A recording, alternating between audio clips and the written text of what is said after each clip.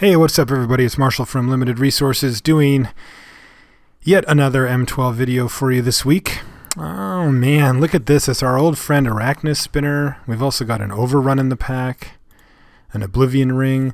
Last time I took Oblivion Ring, or maybe it was, I think it was Oblivion Ring over the Arachnus Spinner. I think I'll just appease all you crazy Arachnus Spinner fans and take it this time.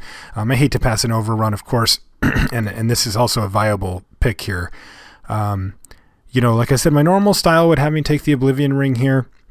But I think that Arachnus Spinner has proven himself to be strong enough, especially if you can get that all-important web.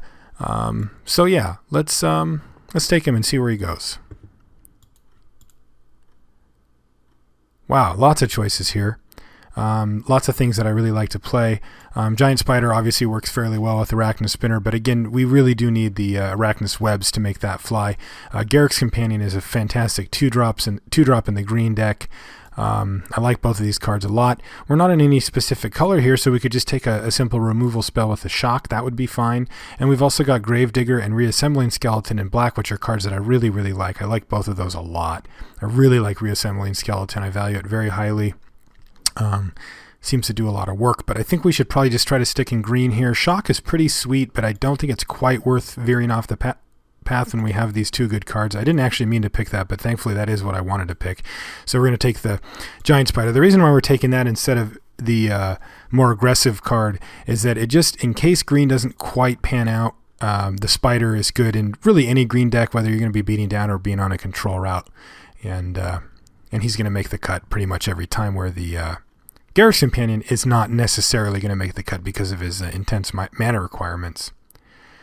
So we've got some more choices here. I think I'm just going to go, to me it's like Runeclaw Bear, Plummet, Celestial Purge are all kind of in the talks here. Goblin Fireslinger really isn't. Not that it's a bad card, but he's not really doing what we want to do here. I think I'm just going to take the Bear. If we can hit mono green up, that would be pretty sweet. All right, not a lot here. The two cards that kind of stand out to me are Tormented Soul and Unsummon. Tormented Soul can get in there and get some beats going, but I think I'm just going to take the Unsummon here. Again, we don't really have a super aggressive deck. If I knew that I was going to get that Overrun back, I'd take the Tormented Soul because he helps ding them down and then hits really hard when you resolve it. Yeah, I think we could take either one. Neither are guaranteed to make the deck anyway. Yeah, maybe we'll just take the Tormented Soul here. Yeah, all right. So we're kind of rewarded. We get a Ring Flesh in the next pick. Now, we've also got a Sacred Wolf, which would be a fine 2, 3, 4, 5, or 2, 3, 4, 6 that we've got lined up here, and we'll pick up enough 5-drops down the line. But I think that Ring Flesh is definitely good enough if we're going to be in these colors to go for. I'll take a Lurking Crocodile here. It's a fantastic 3-drop, and I like it better than the Sacred Wolf. It's pretty easy. Llanowar Elves, yes. Not much here. We can take the Distress. Yeah, I think I'll just take the Distress here. We probably won't end up running it. We could also take the Naturalize if we wanted. Yeah, I guess I'll just take the Naturalize. It's more likely to get play in our deck just out of the board than Distress is in the main. We'll take a Zombie Goliath here, but this isn't really what we want. The problem is that green actually is great on 5-drops. You know, we can pick up Basilisks, and we can pick up... I'll take a Diabolic Tutor. We can pick up... Stampeding Rhinos aplenty, and you know, we only want 2 to 4 of those anyway, so Zombie Goliath isn't as good as either of those cards, I don't think. So not the best, but it's okay. I'll take a Disentomb. A little bit. I think Disentomb's definitely better in a deck with a bunch of cheap creatures, or maybe a bomb, which we have neither of yet. I guess Arachnus Spinner is kind of bomby, but we don't have the elusive web yet, so we're definitely not there. We're going to have to prioritize picking a web pretty highly now. It just turns on that card in such a ridiculous way. Worth noting that he's going to make the cut even if we don't find a web, but he's clearly much less powerful as it's just a 5/7 reach, but still pretty good. But I'll tell you what, I really want to pick up a web somewhere in here. Oh man, I love that. Plus, the whole reason we took him is because if we pick up the web, then he's kind of like an Oblivion Ring and a big fat spider. Alrighty then. Well, this is a hell of a pack, isn't it, guys? Wow. So there's a Mind Control, arguably the best card in the format. At least it's high on the list of anybody that has resolved one. There's also a Merfolk Looter, Stormfront Pegasus, Sorin's Thirst. There's a Phantasmal Dragon. These are all good cards. We are going to take the Doomblade. There's also a Giant Spider, which we could use another of. But we're just going to stick to simple and take the Doomblade. We definitely could veer off of black and go for the Mind Control here. We wouldn't really be losing much. Basically, the Ring Flesh is the only card I really want to play, but I also want to play a Doomblade, and so we're just going to stick on the plan here. Ah, sweet. We got a Cemetery Reaper here. It's also foil, which is kind of cool, but that's a really sweet card. And it's a great kind of a grindy card, so we're gonna slam that. That's an easy pick. Awesome. We got another really late Doomblade, and that's going to be great for us. We can maybe pick up a Sorin's Thirst a little bit later, but the black's flowing pretty good here for us. All right, and we hit our web. So this pack has been very kind to us so far, and these packs have been stacked. Merfolk Looters and Chasm Drakes. Deathmark we would play, but we're obviously slamming a web here. We're just happy to have found one. Geez, that's a pretty late shock as well. I mean, not ridiculous, but it's pretty late. Stampeding Rhino is a good 5 that we're going to want in there, and we would probably run a Drifting Shade as well. I don't mind veering over into black kind of hard here. Our green commitment is very low at the moment, and we did pass that overrun, so it's not like we're going to be one of our neighbors is going to be cutting it. Shock isn't a bad splash, although I think our mana is probably shifty enough that we don't want to push for that. I'd really love to pick up an Aether Adept, but obviously it doesn't go in this deck. It does pretty well against this deck, unfortunately, which is never something you want to see, but it's between the Shade and the Rhino. I think I'm going to take the Shade here. All right, more good cards. It's just a plenty. So there's a Stormfront Pegasus. There's a Timely Reinforcements. I guess we're going to end up having to take the Dusk Hunter Bat here, which is a card that I'm definitely not stoked on at all, but it'll do the trick. I think it's a fine pickup in that spot. All right, we've got a choice between a Rampant Growth for some ramp and fixing, or a Plummet for some probably much needed removal. Our Doomblades are going to be fine for killing big flyers, but I think we really do want a Plummet in our pile by the end of this thing, so I'm going to take it. Sure, we'll take a Brindle Boar. Sometimes they make the cut. You kind of hope that they don't, but sometimes they do. You just need to fill out the curve.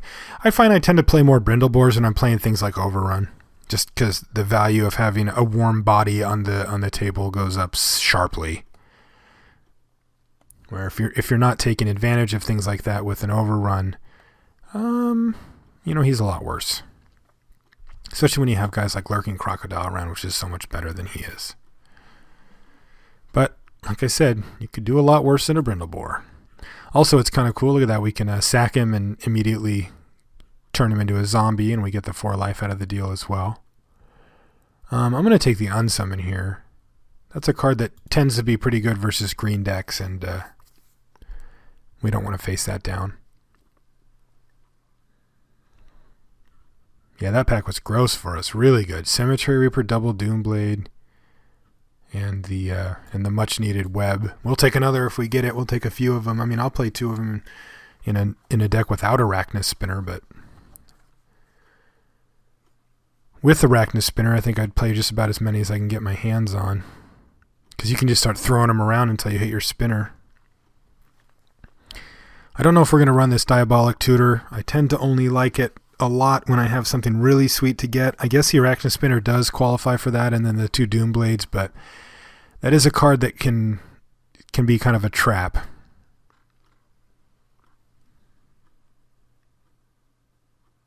I mean, you'd probably play Doomblade for 3 triple black, but you wouldn't be happy about it. And making Arachnus Spinner cost that much more is a bit much as well. Mana Barbs for annoyance, but we did pick up a Naturalize, I think. Or an Armored Warhorse, which is just kind of a solid guy. Do we really care about an Armored Warhorse? Yeah, I guess we do a little bit. Yeah, I'll take the Warhorse. None of these really do anything. We'll take the Slaughter Cry just because it's a playable trick. We might actually just want to pass stuff like that since we've got the double Doomblade and a Ring Flash, but even then, I'd still rather just take that tool away from our opponent.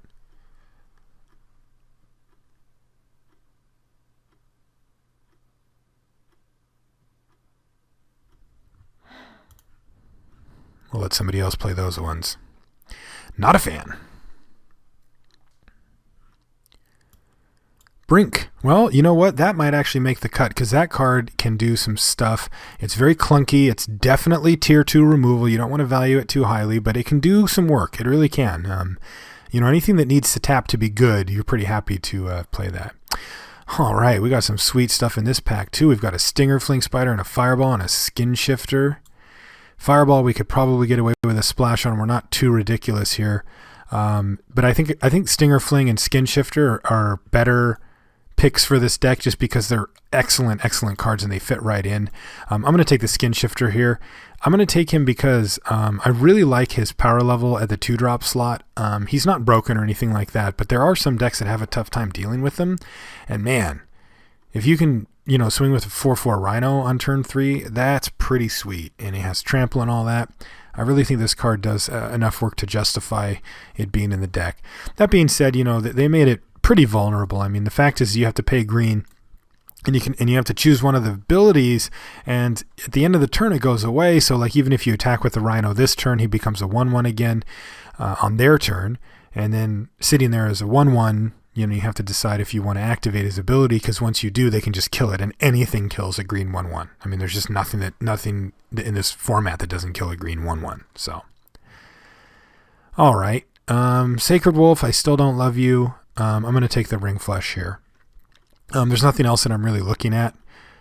Yeah, so I'm just going to take the Ring Flesh. Kill the Disentomb.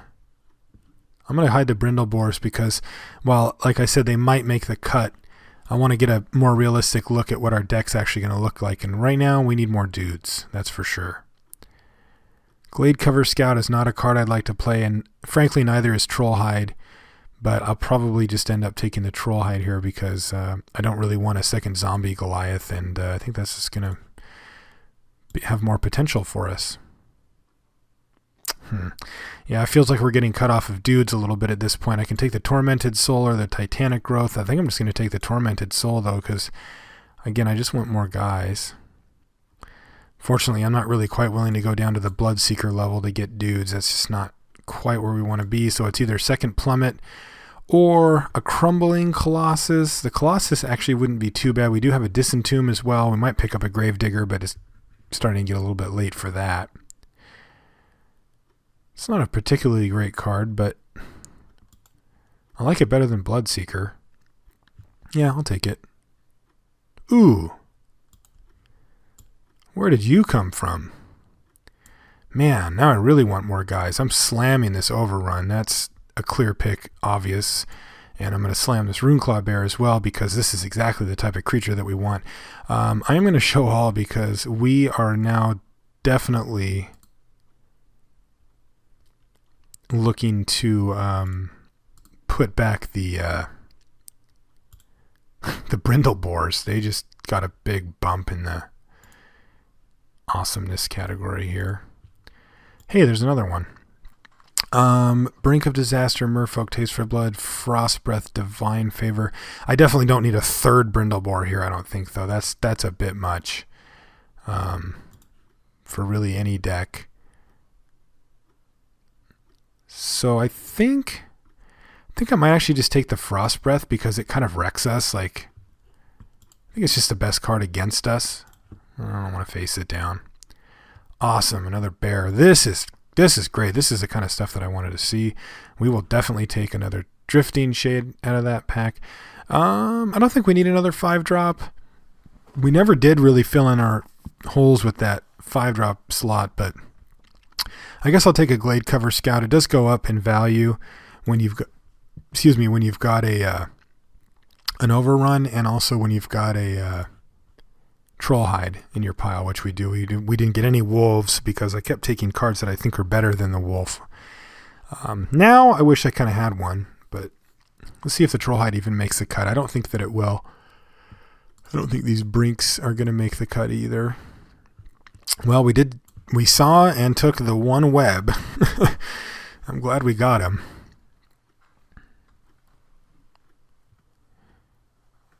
These Runeclaw Bears are definitely the type of thing that you want to be running, I think, when you have an Overrun. They can just trade off if you need them to, or they can get in there. They're just really solid guys.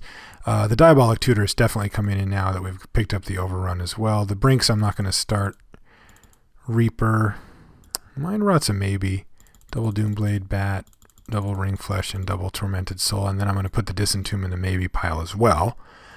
Spinner, Overrun, Spider. Trollhide's a maybe. Croc. Probably the Brindlebore's Web is for sure. A bunch of Rune Claws. One Plummet. Skin Shifter. This is probably going to be pretty close to how the deck's going to look. I don't think we're going to run Trollhide. 17 creatures seems fine. I need to make 2 cuts here. Plummets and Doomblades all are fine. Ring Flesh. Yeah, so this stuff's all good. I don't know if I need 2 Drifting Shade. It doesn't work particularly well with Overrun. It's just a flyer that gets in there. And then the Tutor is iffy, but I think I am going to keep it in. I'd like to cut a spell here as opposed to a creature, but I don't. That would be Plummet. Do I cut Plummet here? I don't want to cut the Ring Fleshes. Those are just too good against the stuff that really wrecks us, like Merfolk Looters and Gideon's Lawkeepers and that kind of thing.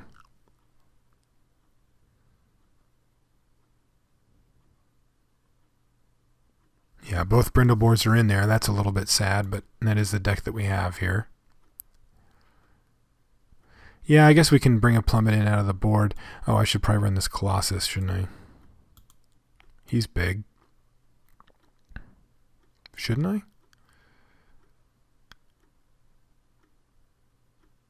I wonder if I should even run the Colossus here. I mean, he seems pretty decent in this deck, though. He's fine with Overrun. He blocks well. He's a good finisher.